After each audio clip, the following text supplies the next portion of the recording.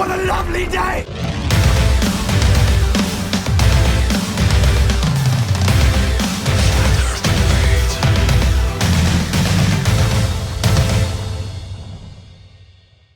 Welcome to Flat Earth Debate Live. I'm your host Nathan Oakley, and if you are new to this channel, or you've not done so already, then be sure to subscribe and hit the bell notification icon to keep up to date with the Flat Earth Debate. If you'd like to join the community debate, then go to nathanoakley.com and check out the Flat Earth Debate forum. If you'd like to support this channel, there is a super chat that runs alongside each of these shows while they are live. There's also a PayPal, Patreon and crypto link in the info box below the video. Most importantly, if you would like to join the discussion, simply mute the page you are currently watching, then click the link in the info box below this video to join the panel and express your views on the shape of the Earth. If you do join, please don't swear. If you do, you'll be ejected, and if you are, please don't try to rejoin the stream using sock accounts. You'll be warmly welcomed back on the next stream. Please also share the show on social media. Sharing the show obviously increases the live audience, but this in turn increases the chances of a more diverse panel. So please share the show. And one last time, if you're new to the channel or you've not done so already, then be sure to subscribe and hit the bell notification icon to keep up to date with the Flat Earth Debate. Shout out to Paul Hall for hitting the super chat before we've even got the intro out of the way. We are joined by The Plain Truth, Slick James Johnson, Paul, Mac and Flatten Earth. Very good to have you all. Hello. Good morning. Good morning. Good morning. So, any signs of curvature? No such thing as I can. Nope. No, Travis? Nothing new? Nope. Nothing. Same thing. Bum holes. Oh well. Any signs of axial rotation of the Earth-based variety? No signs of that either. Nope. Any scientific evidence of gravity, perchance? Scientific evidence of what? Gravity? Scientific evidence thereof? There isn't any. Just in case anyone Travis, you didn't. Hold on. Travis, you didn't reach the note. You were off key. I know. I gotta change it up every once in a while. You got to do your some vocal training exercises to be able to hit that high note that you're able to hit. That's right. Yeah. There you go. Can you sing, Slick? Have you got a singing voice, or did you play an instrument?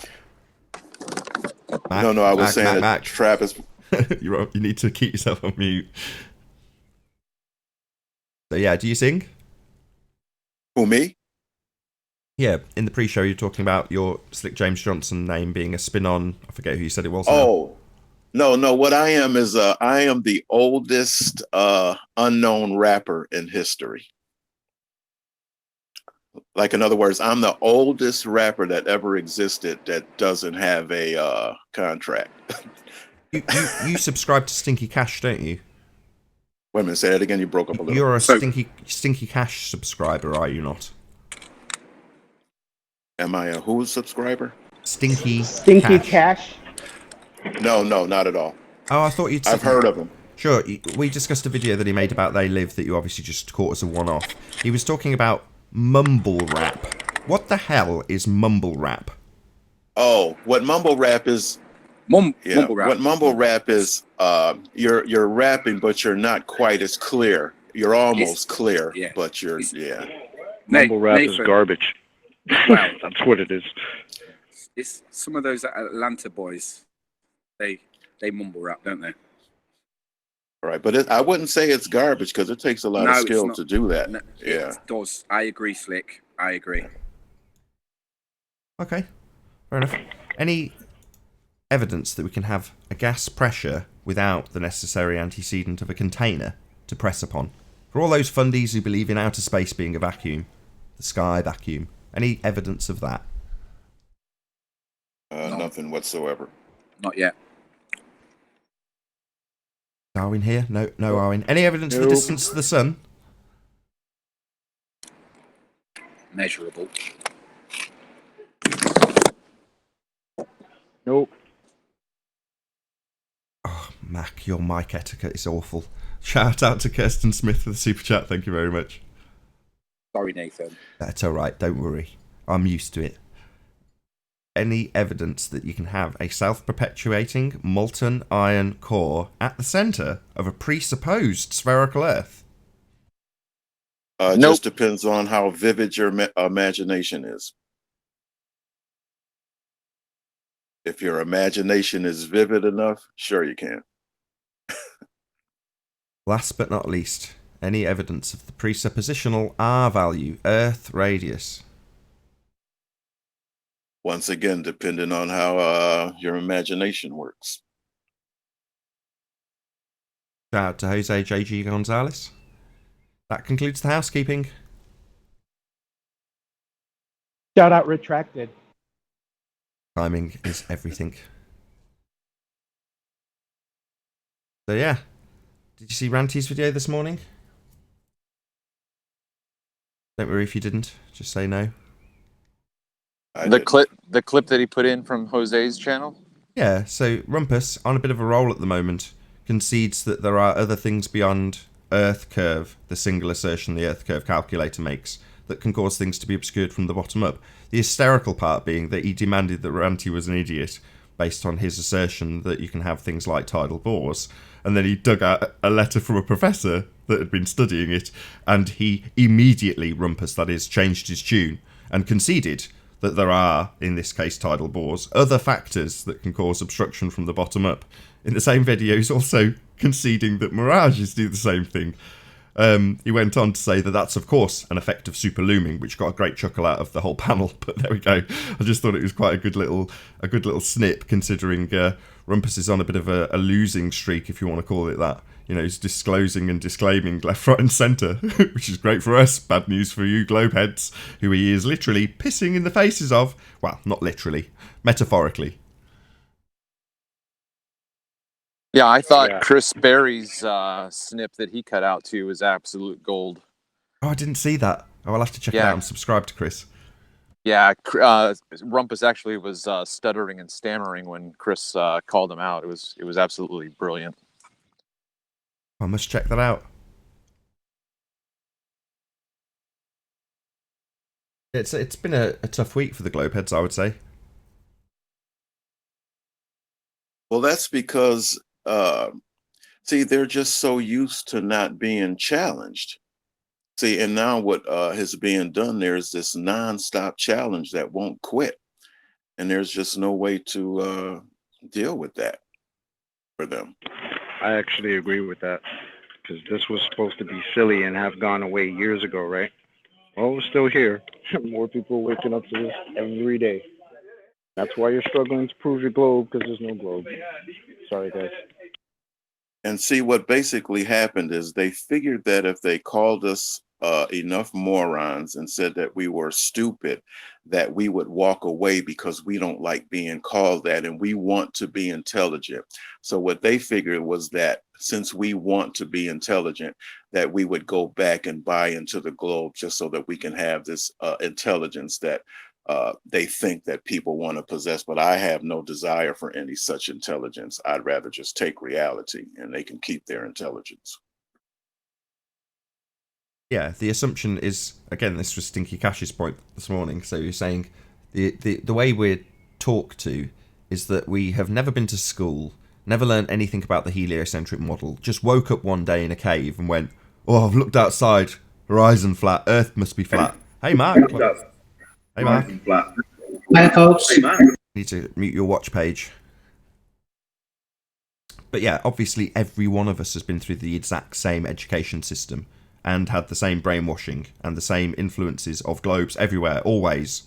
So, no, it's not that flat earthers are dumb or misinformed. Quite the contrary. More informed. If you want to, Nathan, you can play that You clip took from... the words out of my mouth. I was just going to say we're more informed. So your model and the flat earth arguments. So... Yeah, he drew a comparison with vaccinations, and he was saying the people who don't vaccinate their children aren't not vaccinating because they are wanting to intentionally hurt their children. It's like they've done research and come to the conclusion that it's not a good idea, and therefore they're not going to do it. They're not just going to arbitrarily say, nah, I've just decided I don't want to. in the face of, endless health advisors and doctors telling them, no, you must. Well, those people who stand against that have to be in opposition to that and get ridiculed for it, called anti-vaxxers and all the rest of it, just for making a decision based on the well-being of their own children. They are ridiculed for it.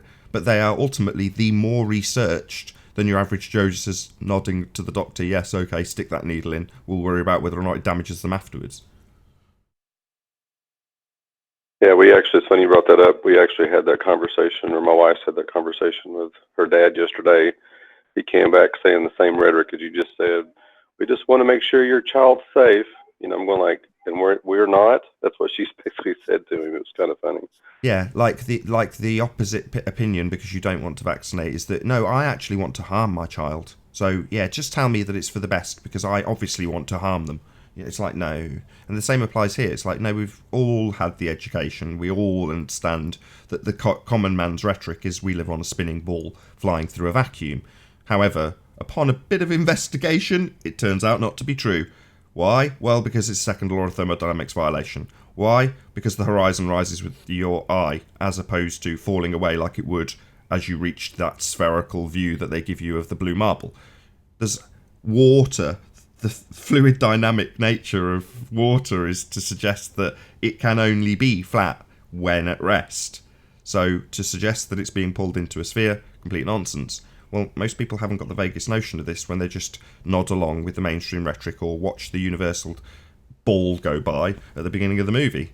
They just nod along and then tell you're uneducated. It's like, no, I've been through the same education as you. I've just looked into it after the fact, not just accepted it. Nevertheless, I was on Discord the other day, and someone asked me, they said, well, do you understand the heliocentric model? I said, well, I took astronomy in college and got an A in the course. And they said, yes, but do you understand the heliocentric model? See what I mean? These are the kind of things that they throw at you. It's like if I just told you I took an astronomy course in college and got an A, then isn't asking me whether I understand a heliocentric model kind of dumb, right? But he couldn't understand that. See, he needed to bring me in his arena so that he could do a battle. Me taking astronomy and getting an A in a course, that automatically means I have to have some idea, right? Well, if you're looking into the subject, asked him, can I see the model? Yeah, that's a good one.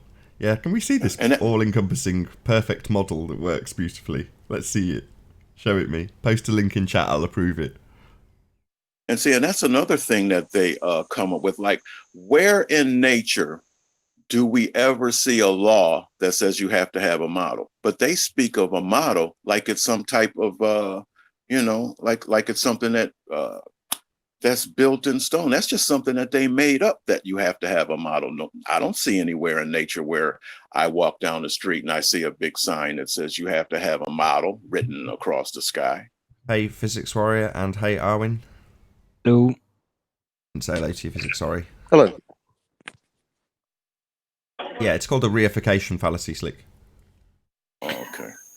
There's also a subtle ad hom in that when they say you don't understand. They're insulting your intelligence. Of course we understand. The rumpus resorts to that fallacy so many times. You don't understand. It's just insulting us. Yeah, but I've heard people say that, oh, flat earthers don't understand the model when they don't know how fast the Earth is supposed to be going around the sun. Like, that's just a silly little number, and you don't know that, but you're going to question me about my knowledge of this model? That's ridiculous. Well, one of the reasons, like I said, and I was talking about in the pre-show, and one of the reasons why I stand by what I stand by is because I have the exact same experience as any lion does. I experienced the same thing. I don't need a model. I don't experience any spin. I don't experience any tilt. I don't experience any orbits, none of that. So I just I take the same side that they do, and they go through generation after generation, and they experience and they have life, and there's no problem.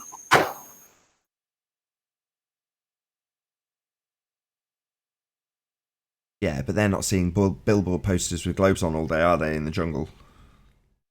Exactly. Are lions even in the jungle? Is that where lions are? I don't think they are. But if you took a lion and let's just, for hypothetical, what would a lion experience? Would a lion experience a flat earth or a globe earth? It would be a flat earth, because that's what they're experiencing. There would be nothing in their lives that would tell them that they're on a globe, nothing whatsoever, but everything would be telling them that they're on a flat earth.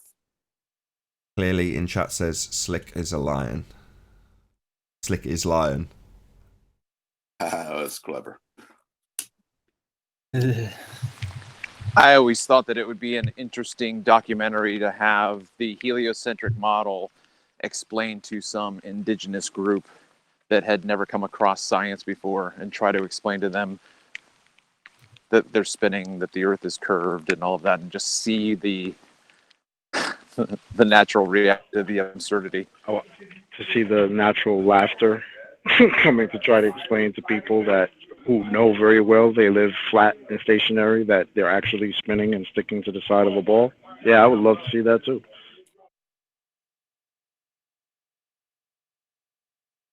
Would it be some Eastern cultures that you could actually experience that with? Somebody that was of an Eastern culture? Although they're being brainwashed right now into heliocentrism. It's like the one world religion, right? Through Yeah. all modern schooling, as long as it's being allowed. Absolutely, Nathan. It's universal.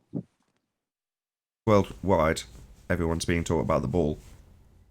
Sure. I mean, again, I need to shout out Snack to the Future. All the presuppositions and all the things are trained within the universities, all under one roof, and it kind of, I hate to say this, but it leads to a certain type of a faith and belief system, which we would call the Vatican. They're all intertwined, and they are part of this university, and it is universal, and which leads back again down to Roman and Greek. And this is where Slick comes in, where he says, he does have an idea where astronomy comes from, but I wonder if Slick knows that it's pretty much ad hoc astrology. It's all the same, but it's very interesting how history unfolds itself back to a Roman and Greek. That's my humble opinion.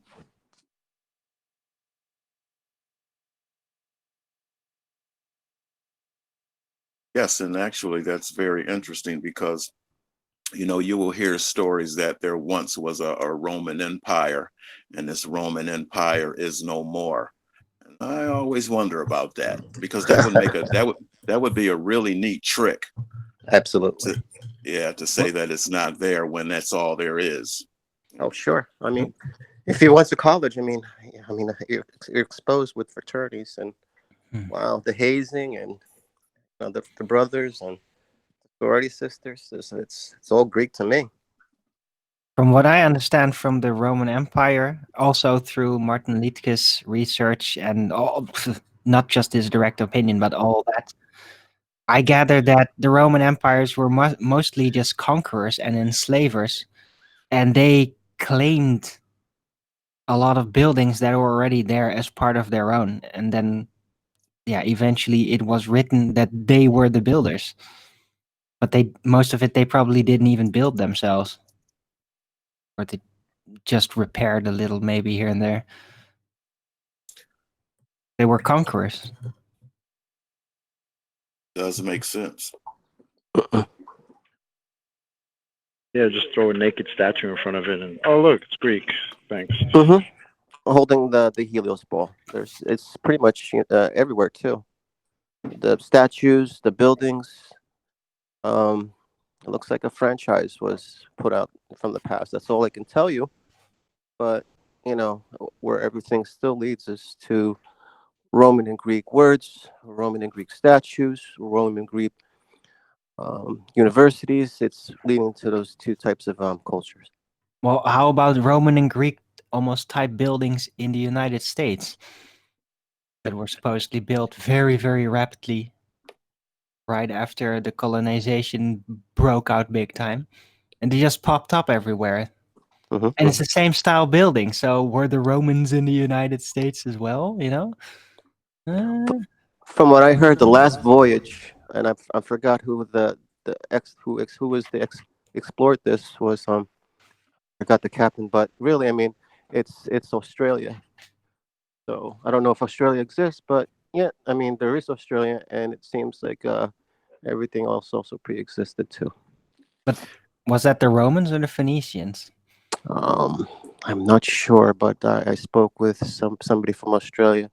It was probably it was discovered in 1800. You know, by let's see, it was a ship of slaves or prisoners that habitated Australia. But who knows? That's part of the history that I'm getting. And then even history, like when you look at history, it has to be understood that history could just be written in. You know, just because somebody says, well, this happened in 2000 BC or whatever, that doesn't mean anything. Anybody can write that. We can only expand as humans, maybe from children to parents to to grandparents, maybe great grandparents, and that's pretty much it. So you can write anything that you want. That doesn't necessarily mean that that's the case. That's where the belief comes in. Hold on. There's a little bit more to it than that because a lot of this data is also cross-referenced with historical registries and other types of data. It's not just all a story. Some parts may be, definitely, but not all of it. There's a lot of cross-references with actual historical data. Right. But my point is, what if the same people are in charge of all of the data? Well, That doesn't matter who's in charge. That's only going to matter to what the story about the data is going to be. But the data is still the data. The objects are still the objects. Right, but you don't understand what I'm All right. saying. The point. I am. I'm sorry. Did you have something to add, Physics? Slick, all right, I'm sorry. Go Nathan, ahead, go Physics. ahead.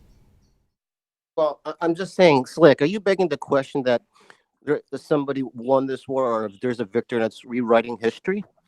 Well, what I'm saying is I'm just posing the question that isn't it possible that one group is in charge of all of the information? So what may be thought as being cross-referenced between different sources is all the same source. I'm just raising that question.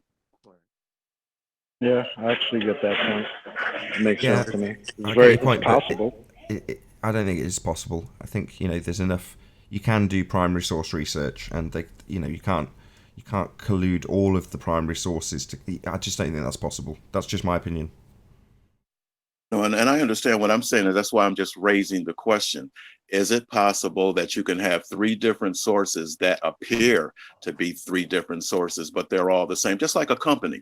You can have three different companies, all with different names, different locations, different brands, but you go back far enough and they're all the same company. I'm just saying. Yes. I'm just asking, could this be? Yes, corporation. I think the concept of a corporation isn't even that old. Just an analogy, Arwin. Yes, when you put it like that, as opposed to all information coming under one umbrella, then absolutely not. But whereas when you say, well, could several sources? Well, that's conspiracy, right? Well, yeah, definitely. Well, Nathan, it takes conspiracy at the minimum. It takes two people. Is that correct? Yeah, I think so. To All right, conspire so only takes two. Let's compress the timeline from the past to today. So, is it not true that the Vatican created the king and we're under subject of the king? Yeah, so far so good. Isn't that two people or two entities? Yeah. I rest my case. Well, the term conspiracy has been used as a pejorative term, right? So if you're back to this is Stinky Cash again. This is what he was talking about this morning. So he's saying when you actually look into stuff rather than being learned or more informed, you become a conspiracy theorist. Well, if I apply the logic that I'm hearing, then you can't know anything of the ancient past whatsoever. So anything from mythologies to any stories to anything coming out of the ancient past cannot be known. So only that cannot be known is while you've been alive, basically, can be proven. So if I apply Sounds like solipsism to me. Well, no, because Paul's going to make a different point now, which is presumably about the actual methodology of research when it comes to historic documents, right, Paul? Well, if you're not, hope you are now. Well, yeah, basically that's it. I mean, to prove collusion, I mean, if you understand the ancient world, I mean, you have a collusion across the ancient world. That's a hard thing to do. It's harder to do. I said it's impossible. Nothing would be virtually impossible. But if you've got one source in one part of the world saying something, another source in the world talking about something else or about the same event from different perspectives, that would give some credence to the actual historical event. You know, you'd have to show that there's some kind of collusion going on between these two different sources. So, I mean, I never lived in the ancient West, but there's enough information out there that from different sources, whether like Erwin saying that going back to historical records in every city across America, you can get probably a pretty good picture of what the ancient West looked like in the U.S. You know, so I don't know. I think I made my point. So Yeah, but it still would be a very neat trick to have information come from one side of the world and then from the other side of the world and appear to be coming from different sources when it's all coming from the same source. That would be a neat trick. And Yeah. we live in a world of tricks. Yeah, you're describing. you're right. You're describing Winston's job in the Orwellian world of 1984, right? Putting stuff down Well, no, the memory I'm just- hole and all that kind of stuff. Well, I'm not saying as far as 1984, it's just a thought, that's popping into my head that would. Yeah, but what you're alluding to, in my opinion, is that type of world where everything is controlled under one narrative, and there's a specific job set out to basically erase certain things that don't need to be in the narrative. Well, that would require everything being under one umbrella, all of the information being controlled. Now, while I don't necessarily think that's the case, I think there is certainly the other example where you say, well, is there certain instances where 2 or 3 people are colluding to create what seems like 3 primary sources and it's not? Well, yeah, I do think that happens, and that is very 1984. But Nathan, out of curiosity, why do you think that that's such a thing that couldn't be pulled off? Why do you think that there couldn't be just one source for all of knowledge? Because that implies that there's a greater plan, that somebody, let's just call it one man, just for ease of discussion. So this one dude, even if that's a company or a conspiracy of several, that one dude has the motivation to control all the information. Now, I think certain information gets controlled because people are predominantly interested in power and money, but they're not so slick as to be able to control the entire world narrative. I just don't think that's possible, given us as individuals, people, and their limitations and their motivations. In other words, is there a motivation to control the entire narrative of every piece of information ever? Well, no, but is there a certain amount controlled by Google? Yeah, of course. Yeah, I think we just differ a little bit, because I think it would be something that would be very possible. And not only that, more probable than not, but that's just me. Like, walk us through how that would happen in the ancient past or even in general. So walk us through how a narrative can be controlled through that narrative if it's possible. So walk us Who through are you that. asking? Slick I or can me? give well, you guys an equation. Hold on. Who are you asking, Paul? He was He's asking. saying he's saying he said it's possible for that to occur. Walk us through, like, Okay. pick a narrative and show us how it would be controlled across thousands Okay. of miles in the ancient world. Okay, I can do that. Try to do that. Let's use the idea. Now, this is just an idea. Keep that in mind. Let's use the idea of the Roman Empire. Now, if history is correct at all, let's assume that it is for a minute.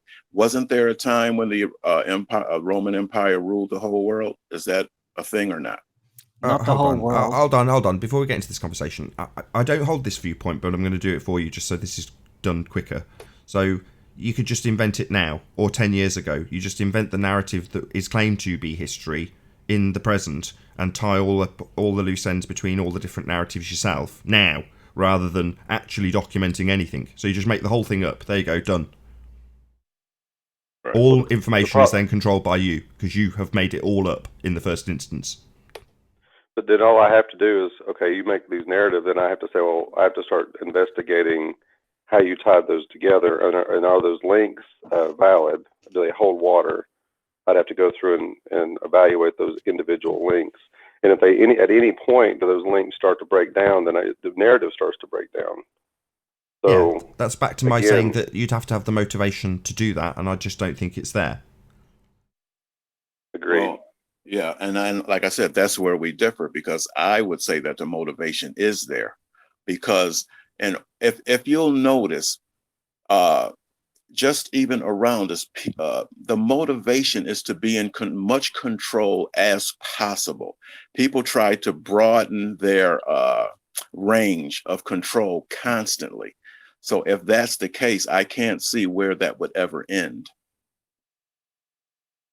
It's just not possible to do. I don't think it's that people don't want to have as much control as possible. I'll agree with you on that as well. But in terms of the feasibility of actually achieving it, you know, it would mean that you'd have to literally control every pen ever created. It's just not possible. Right. But it would be a really neat trick to make you think that that's not possible when it is. Now, wouldn't that be a neat trick? Anything's possible, but yeah. Okay, but do you understand my question? That would be a neat trick for something that, like you just said, that's probably impossible. That would be a neat trick that if it was possible, but making you think that it isn't, that would be a neat trick, wouldn't it? It would, and again, I could even, further that argument, which I don't agree with, and say, going forward, you just have to have the memory hole, discard of anything when it crops up immediately. And yeah, there's a certain amount of incorrect information that you don't have control of in circulation, but you try and acquire all of it. This is just 1984 though, but I think there is certain elements that are very much like that, but they're certainly not all-encompassing. Like I say, you can't control every pen. The thing is, I understand what you're saying, but this is what my point is. If I wanted to control, let's say that I was in control of everything, but I didn't want everybody to know it. Well, I would make it seem like it's impossible for me to be in control by myself. That would be the first thing that I would do, is make that seem impossible. Now, wouldn't that be the case? The line out of a movie, I can't remember what movie, the greatest trick the devil ever pulled was convincing the world he didn't exist. Nathan, you just stole what I was going to say. I was just going to say, I'm not very religious, but I do remember that. Usual suspects. Usual suspects. Yep. Damn, you got there before me. Yeah, well done, Earth. The devil ever pulled was convincing the world he didn't exist. Yeah, that's what you're driving at, right, Slick? Just convince the world. I guess that would be a good analogy. I didn't think of that, but sure. See, but I think what Nathan's driving at, though, that means whoever's in control would have to have a massive amount of control to do that. You would have to prove that.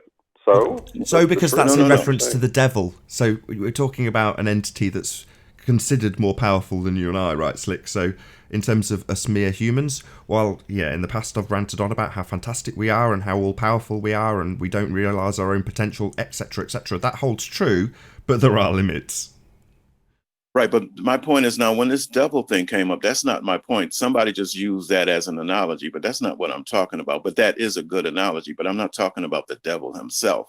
I'm talking about just someone that wanted to be in control. The first thing they would do when they were in control would make it seem impossible to be in control so that they would never be detected. That would just be the thing to do. I think they've got a better method, which is just don't exist, be in the shadows.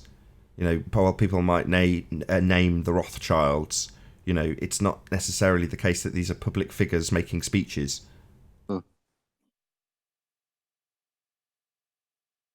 Yeah, just stay in the shadows. Much easier. The logic in this thinking, though, is nothing can be trusted. Nothing. So we're left back to square one. That nothing can be trusted. So if it goes, that's the logical outcome of the thinking. And no, it isn't. No, it's not. That's not the logical outcome, because what can be adhered to is experience. That's what's left. Well, I'm talking about. Hold on. Let me just draw the distinction between what you're both saying. I think Paul's talking about men, and Slick is talking about the world. Am I right? I'm not sure.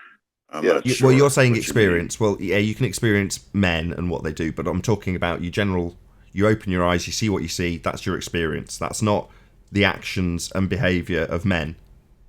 Right, exactly. Yes, that's what I mean. Yeah, because that's why I say what I say and I go by experience, because if I go by experience, I don't have to be concerned with trust.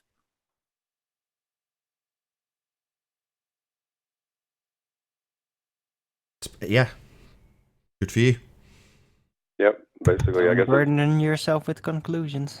Yeah, and don't burden yourself if something is true or not. So. Well, like I said, you can paint, you can overpaint that any kind of way you want, but that doesn't matter. It doesn't change the fact.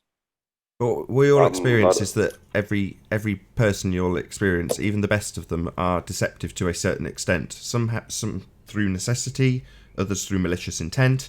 But ultimately speaking, people are pretty much the same in that regards. Can you 100% trust everybody always? No. Well, therefore, you've got to have a certain degree of skepticism about what you're being told by men. And by men, I don't mean males. Right. And that's why, like I said, that's why I take the stance that I take. It's just all information. See, I don't let the fact that I can think get in the way of reality, because reality doesn't require me to think. Reality just requires for me to experience. It's men that think, and men can think anything. They can come up with all kinds of things. Can it be verified? Who knows? So I don't get involved in that. And that's why I abandoned the belief system, because I don't need it. Reality doesn't require me to believe anything. It only requires me to experience. Amen to that.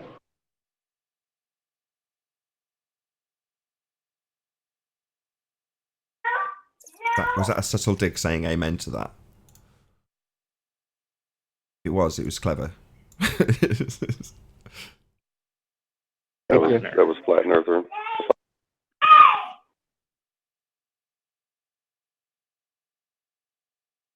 So yeah, where did this all begin? I forget now. Well, we were talking about experience, and like I said, I'm having more and more questions of what I'm talking about when I say experience. So I'm basically trying to have a conversation about it to clear up any misunderstanding. So that's basically how it all started. Like I said, to summarize and to recap, I'm just basically a lion.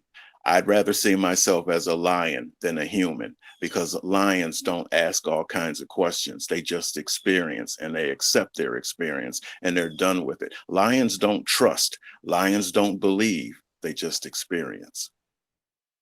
Well then, Slick, you asked a lot of questions. You asked a lot of questions on this panel. Yeah, I propose questions. It's ideas. It's conversation. That's what people do. They talk. So do lions have ideas? That's the difference. Like I said, I am a human. I understand that, but I don't take that human stance. I take the animal stance, and there's a reason for that. Because from what my understanding is, I used to think just like a lion. All I had was that instinct. But somebody came along, and maybe this is just an idea, but maybe somebody came along and implanted thought where I didn't have it before. See, I don't know that. All I know is I don't need thought. It's very unnecessary, because reality covers it all. I don't need to think in order to experience and live, just like lions don't. I don't need it either. So my philosophy is, why did somebody come along and install all of these imagination thoughts? For what? What is the purpose of this imagination? It doesn't mean anything. Are you thinking when you're talking to me right now? Yes, I'm thinking, because All I've about been comprehension. Hold on, I'm answering his question. I've been programmed to think. When I was born as a child, when I came out of the womb, I wasn't thinking, but the programming began immediately. So now what I am doing is unprogramming. All of that programming that was instilled, I am deprogramming myself so I can get back to my animal roots. But we're forgetting the lioness, Slick. So do lions, animals, have any kind of language? Like, do they? Oh, sorry. like if you're asking me, do they communicate? I'm sure they communicate, but they communicate through nature. They communicate through experience, not through imagination. I don't think a lion, and I'm just talking because I don't know what a lion does, but I don't honestly think a lion sits down and wonders how far the stars are, or wonders if the earth is expanding, or wonders when there was a beginning of time. I don't think that they do that. Clearly, you've Okay, never seen The so- Lion King. You don't know. I would bet a lion's weight is thinking about when the lioness is going to bring him his food. Correct. Bet you Speaking of that. lioness, hey Spurs, what's going on? Spurs. Hello. Hold on. You can hear me? Yes. we can Jesus. hear you. Yes, we can definitely Lion hear males you. are probably also concerned with how noble they look. You hear me Well, now? Yeah? Yes, we Through? hear I'm you, just trying Spurs. to. Microphone working all right, yeah? Yeah, you're all good. Thanks for being here. Excellent, excellent. I'm just trying to understand Slick here, because if he's trying to experience, then really, and then lions don't express ideas and lions don't think, then really, I don't know what Hold the on. point is here. I guess. Yeah. But so you're just throwing a whole lot of extra in the mix that's not necessary, and I don't know why you're doing that. When you say think, Slick, do you mean imagine? Because, in the words of Descartes, I think, therefore I am. Well, right. Well, there's two different kinds of thinking. There's processing of information, because as a human being, you have to process information, but that doesn't require imagination. Yeah, that's what I thought. So imagine as opposed to think. Fine. Yes. Not that I agree. Just wanted that clarity, because otherwise you'll get Paul on his I last. understand. His last vein was just about to pull you up on that, which was fine by me if you did actually mean think, because fine. If you think you're not thinking, then you're wrong. But that's fine. You don't, so that's good. Sure. Interchangeably, sometimes think could be belief as well in a sentence. Say that again, physics. You broke up a little bit. Well, interchangeably, what I'm saying, think could also be used as a belief in the sentence. I believe this is this, or I think this is this. It's almost sounding the same, but different. No, I see exactly what you're saying. It's a rephrasing of I believe this is so. I think this is that. See, my idea of thinking and experiencing, and I'll use this as an example. When you turn on your radio, you tune it to a certain station that resonates with you. So if you hear a certain tune, that tune resonates with you, so you tune into that station. So that's what I think thinking is about. It's what you're tuned into. That is the purpose of thinking, as far as I'm concerned. See, when I'm listening to that station, I'm not imagining that that I'm in tune with this record. I'm not believing that I resonate with this record. I just resonate with it. See, that's me. That's how I function. I don't function in a world of belief and imagination. I resonate. Resonant frequencies. Do you think you're expressing ideas? All these questions that you're asking, what is the point of asking me a question like that? I just don't understand. What are you asking me this for? Well, I'm trying to understand, because I mean, you talked about like animals. You said animals and sheep and lions and all this stuff, they don't do certain things. Well, I said you're expressing ideas, and I'm wondering, do lions and sheep express ideas? Listen, Paul, what you have to understand is that I am a human being. You understand? See, a lion. But you said you're trying to. If you let me finish, I'll explain it to you. Now, I am a human being, and a lion is a lion. We are different species, okay? But what my point is, my understanding is that the human species and the lion species used to be one and the same. In other words, they thought the same way. They understood, they experienced the same way. Now, what I am under the impression is that something or someone came along with this belief system, with this imagination system, and changed all that. And now I've been separated from what I used to be. I used to be just like a lion. Then I was programmed into this world of thought and imagination and belief. And now I have to undo that so I can get back to my original intention. Well, Now, right, I understand that. now hold on. I can't make it any clearer than that. Now, if you have any further questions, you're just going to have to find another answer because I don't have anything else to give you. I'm out. Well, no, okay, you could be out if you want. That's fine. But I asked the question: do lions and sheep, do they express ideas? Well, what do you think, Paul? Ask your No, instead they of asking. Okay, so instead of asking me that question, just ask yourself and make the statement. You don't have to ask me. Why ask me Well, because I'm questions asking that you. You kind I of know, you're beating around the bush here. I mean, look, the idea, Slick, I think, is that we're challenging the idea that you don't have beliefs. Okay, if you get to the nitty gritty, I believe that you have beliefs, and I think that I could demonstrate that you have many beliefs. And that's the question. Do you want to have your ideas or your idea about having a belief challenged, or are you saying, don't ask me about it, it's just my experience? No, that's not what I'm saying at all. You can challenge it all day long. I don't have beliefs. You can challenge it until the cows come home, and I still won't have beliefs. Whatever you think, hold on, let me finish. Whatever you think that I have, that doesn't matter because you don't speak for me. See, only I can speak for me. So no matter what you say I have, it's like bouncing off a brick wall because it doesn't affect me. Yeah, but I can verify that you have a head. I can say that you have arms, you have legs, and all of these things. I can verify that, right? So I So what's can your point? I can say what you have and what you don't have. No, you can't. But See, what you're trying Uh-huh. to do is you're trying to use tricks right there. See, you're trying to, they call that deflection, trying to get around to make a point. Absolutely, See, hold on. absolutely. Okay, well, that doesn't work with me. You can't cut corners and go around things No, to get I'm it. not cutting any corner. I'm being direct to the point. I'm challenging your idea directly. I'm not dancing around and saying, "Oh, well, I just want to know." No, you are dancing. I'm saying to you directly that you have a belief. Okay, Right, but just like I know, but hold on, I got to cut you off. I just have to. I have no choice. I have no choice but to cut you off. I have to. I'm sorry. I know, but I have no choice. You can't compare. Hold on. Verifying things, right? So I can verify that you have a head. I can verify that you have hands. These things are verifiable. For you to say they're not verifiable, well, then what type of conversation is that? That's a conversation of dishonesty, I would say.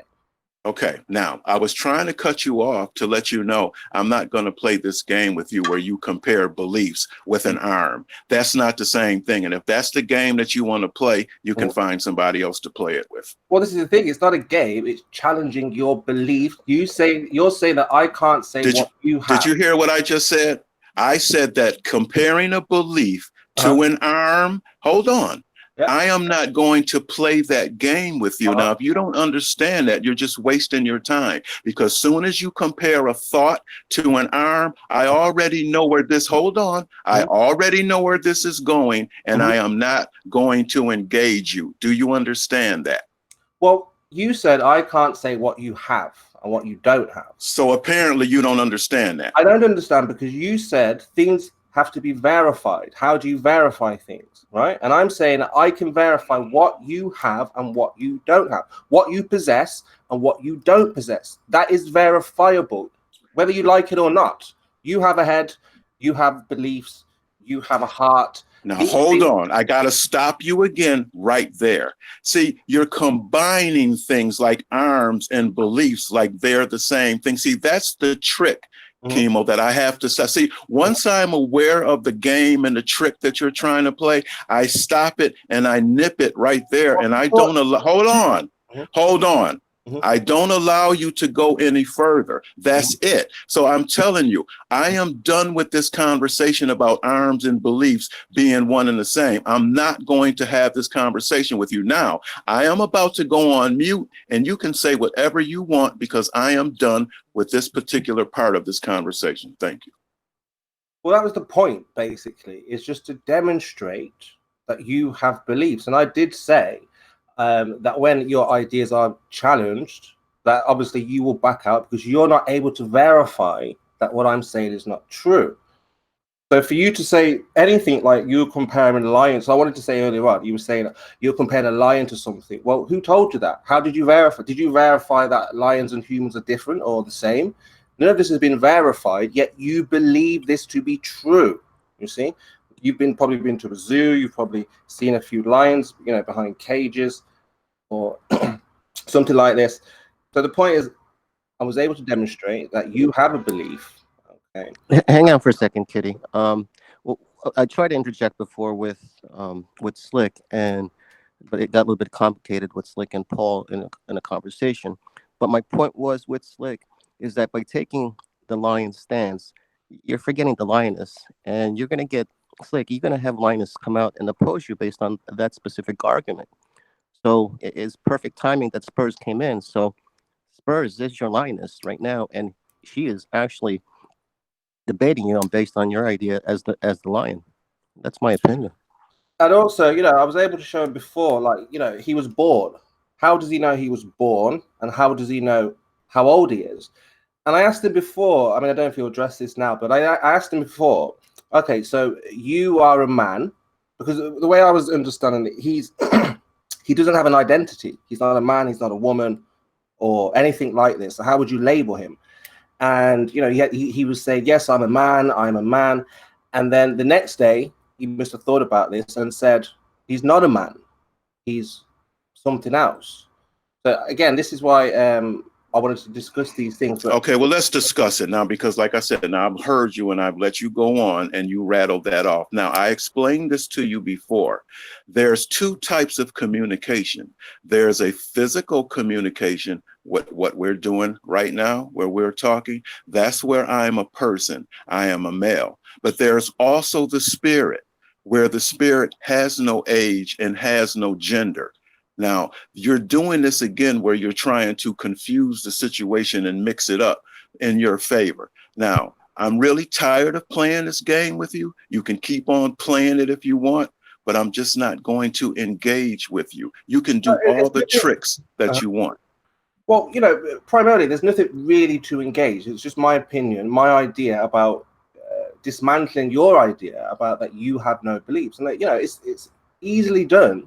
Because it is not easily done. You can't dismantle anything. That's just your imagination in overdrive.